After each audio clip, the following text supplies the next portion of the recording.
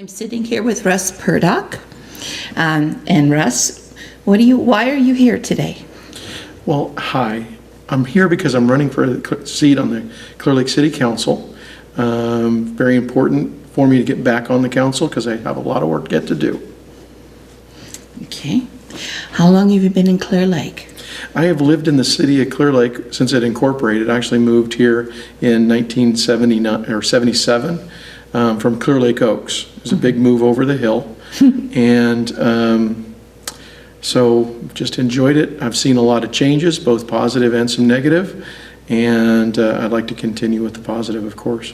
Are you a graduate of any of the schools here in Clearlake? I am. I graduated from Lower Lake High School in 1980, went to college at Sac State, got my bachelor's degree, and came back to work here at the Lake County Sheriff's Office. Okay, and you've been a sheriff? I was a sheriff for 24 years. 24 years. And I also did 3 years as a reserve deputy prior to going full-time. Put myself through the police academy. Had a very enjoyable career. Enjoyed it because I like helping people, I like serving the public, and every day getting up and going to work was an enjoyment, never had a bad day. Now you said that you're part of Rotary before. I have. I joined Rotary in 2010 just to get into a service club, and because I wanted to give back to the community. I come from a long line of people who belong to service clubs and provide service to the community. My father was a volunteer fireman and retired as the fire chief for Clearlake Oaks Fire. My mom was very big in a group called CRC, which was the Committee to Restore Clearlake back in the early 90s. And then she volunteered for, was on the fire board. I think they got $1 a meeting, so I can't really call it a volunteer position. But for 18 years, and so it just always believed in service. I was in Boy Scouts, was an Eagle Scout, working in the Clearlake Oaks community and doing all kinds of projects and things over there. So it's just in my blood. Okay. And then you were elected to City Council 2 years ago? 4 years ago. 4 years ago. So I was elected to City Council 4 years ago. As you may recall, it was a pretty tumultuous time. There was a lot of marijuana being grown in pretty much unrestricted ways. There was a lot of crime. The homicide rate was up. Property values were plummeting. And I just, as a person I bought my home here, I raised my family here, and I have investment property here. It's not something I wanted to continue to watch and felt I needed to get involved because of my leadership abilities and my experience there. I knew that I would have something to offer, and thankfully the voters 4 years ago elected me for the position to be on City Council, which I served and was proud to serve for the city. You were mayor for 2 years. I was just going to say I was selected by my peers on City Council to serve as mayor for 2 years, which was a real honor. And I'm really proud of the accomplishments. As you know, we were able to get some good control over the marijuana growing while still allowing medical patients to have their medicine and to be able to grow. But we came up with a permit process that we're hoping more and more people will follow.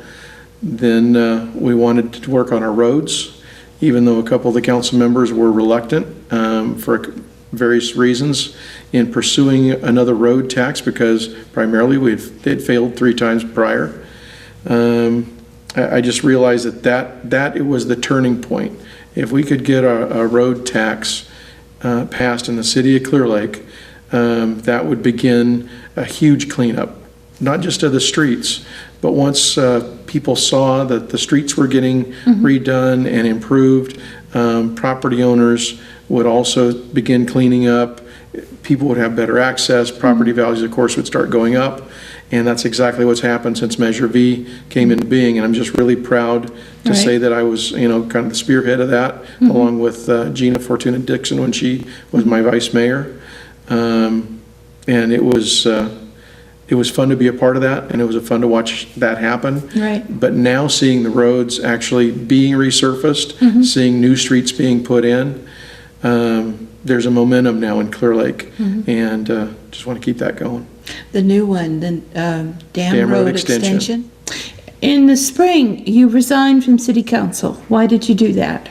Actually, it was in February, and I resigned from City Council because, from my experience in wanting to redevelop and rebuild a community, people don't want to invest in a community that has high crime. People don't want to buy homes in neighborhoods where there is high crime. We're trying to develop the old airport property, as we call it, for some commercial enterprise. And developers, when they look at the city, they don't want to put their money here. It's just simply not a good investment if we have high crime. I had worked as a commander at the sheriff's office, as you know, for just shy of 10 years. And one of the things that we needed to do during that whole redevelopment process on the North Shore was to try to reduce crime and then work with those in the redevelopment administration side of the county offices. And we were successful doing that, putting teams together to reduce crime rates. So because of that experience, and because I know the city police department, having worked with them for many years, I know the history, I knew that I could make change here. Unfortunately, that didn't work out. And for those who may think that there's no transparency, I'm here to tell you there is. I went through the process. They selected another guy, which is fine with me. Chief White, I think, has got a good start going. I've met with him on several occasions for a total of several hours. We've hashed things out as far as what I saw as the first things that need to be done, and the things that he also has identified. They were right on the same lines. He's done some things, particularly creating a secondary PSAP or a communication system within the dispatch center, which was something I've been asking the administration here at Clearlake PD to do since essentially 9/11, when that money became available through the federal grant program to improve all communications within the dispatch center and the 911 system. And I'll leave that there. There's a culture within CPD. A lot of people here in the city limits have struggles. And one of the things that I wanted to try to do was address those issues. I've hired a lot of people and I've fired a lot of people.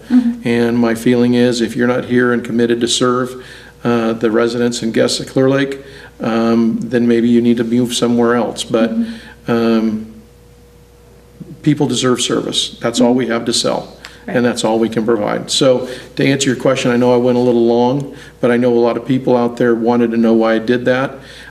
Through Fair Political Practices Commission, which I ran everything through and got an actual legal opinion from them on the process, whether I could apply for the job or not. Right. But I was also approached by, or not approached, that's the wrong way to say that. Every one of the council members in the 3 years that I had served had a significant event occur that they witnessed or were part of or were the victim of, and felt that the treatment they received from our own police department wasn't what they expected. It was below the bar.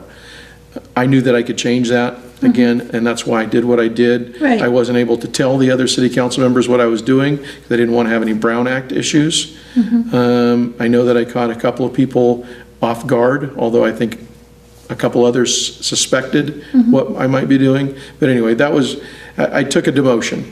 I demoted myself from the city council to take a shot at the police chief's job because I knew in the 7 to 10 years that I would be able to serve in that capacity, I could make effective change in the city of Clear Lake. So now you're running again for City Council because of this desire within you to create change? Okay, let's just leave it at that because that was a pretty good way to phrase that. No. Yeah, absolutely. I still have projects that I want to do. So as I mentioned before, we were able to get a handle on the marijuana growing that was just completely out of control. We were able to get Measure V on the ballot, and then we had to sell it. And I am very appreciative of my two, the other candidates in this race because we were all in that committee together. I have additional dreams, though. we have survived a number of fires over the past several years. And I was glad that I was your mayor during the Rocky Fire. Or not the Rocky Fire, I apologize. I was on city council during the Rocky Fire. I was your mayor during the Clayton Fire and your mayor during the Sulphur Fire. And those were two critical events that came the first right to the door of the edge of the city limits, burned a little bit into the city limits, but fortunately they were able to stop it. But we were able to create evacuation plans in the avenues, and we were able to look at other critical needs. Mm-hmm. I was proud to be a part of that command post structure as the fire was approaching the city, and we were able to make key decisions to get key personnel through the OES process, so we were able to saturate the avenues while people were evacuated to safeguard their property mm-hmm. and keep those who wanted to shelter in place safe. During the Sulphur Fire, we were devastated, especially in my neighborhood, because that's where it burned right through, and I lost pretty much all my neighborhood. Thankfully, and again, I can't say enough for defensible space, because that's what saved my house, is I had removed a tree in particular from the front of my house, and I know had it been there, I would have lost my house along with my neighbors. God bless our firemen, because they were able to do some miraculous things, and not just by being able to fight the fire on its front, in front of my home, that saved the neighbors behind me, right. and a pocket of that subdivision that was saved. Well, we have a section on the PEG TV with an image of all the firefighters standing behind the superheroes, and they sing, "Welcome to our club." There you go. Right. So the other thing that was really important, though, was communication. In both the Clayton Fire and the Sulphur Fire, I really wanted to have community meetings to be able to share with the people who were displaced and evacuated, or just completely traumatized by the series of fires we've had over the number of years. They needed to hear firsthand from the people that are in those capacities what was happening. And I was happy during the Clayton Fire to host a community meeting for those who were evacuated in our parks that couldn't get to Middletown for the scheduled briefings. Mm-hmm. I made some phone calls, and we were able to get those done here.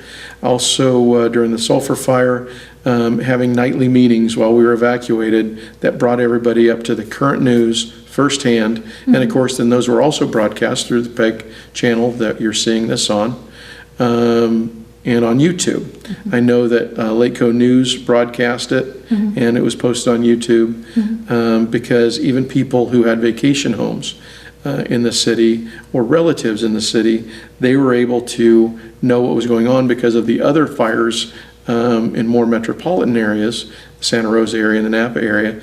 While they dominated the local news and regional news, there wasn't a whole lot for people to know about what was happening here. And through those meetings, we were able to provide that. Okay. So, what is the one biggest thing that you want to change here in Clear Lake? No, scratch that. Do you have any last words? Well, I have a lot. I haven't even mentioned my work with the homeless, mm-hmm. Through Project Restoration, which I was just very. It's an emotional thing. It's something that's changing lives every day, mm-hmm. And I'm just so proud to have worked with some great leadership at Adventist Health Clear Lake, and the formation of what became Restoration House. I'm proud to say that I was just offered a job to go to work at the hospital, mm-hmm. and continue that work and trying to help. Oh, that's wonderful. Continue to help the homeless. So far, we've been able to find housing for over 30 people. So from being critically ill, being what we refer to as a high utilizer, so someone who is using the emergency room at the hospital on a very frequent basis, which impacts those service needs for those others that are waiting in the waiting room at the emergency room. Mm-hmm. They can't get in. For our police department that has to respond to multiple calls for some of our homeless that are having struggles. Other fire department needs and EMS needs. Mm-hmm. So when you start tallying up what all this costs and the way that it actually can take away from the community, right. because if a police officer is dealing with a homeless person who's in struggling in that time, they're not able to take your burglary report. They're not Right. able to help you with your traffic accident. Right.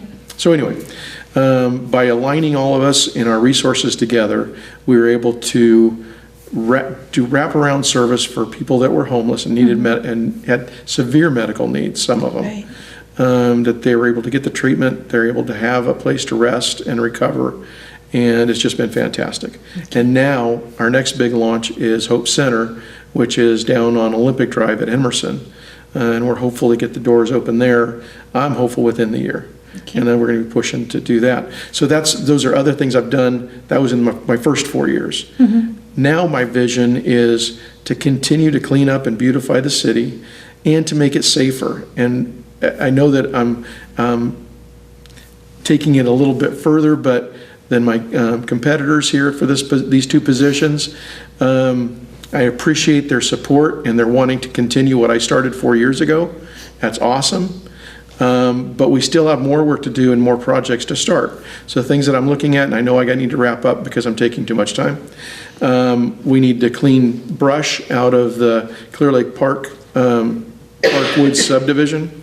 We need to look at all the lots that are covered with brush and debris in the avenues. These are huge fire dangers, and we need to reach out to the property owners to coordinate either themselves to clean that up or to hire a service. And I want to provide the names of the services that the companies that can do that cleanup, and we can start working on that through code enforcement. The other thing that I want to start focusing on is we have an increasing number of vacation rentals coming into the city, which is fantastic, and I support that, but they need to have some regulation. They're not currently paying TOT, transport occupancy tax, which the city's missing out on, and we could use that money to help with our parks.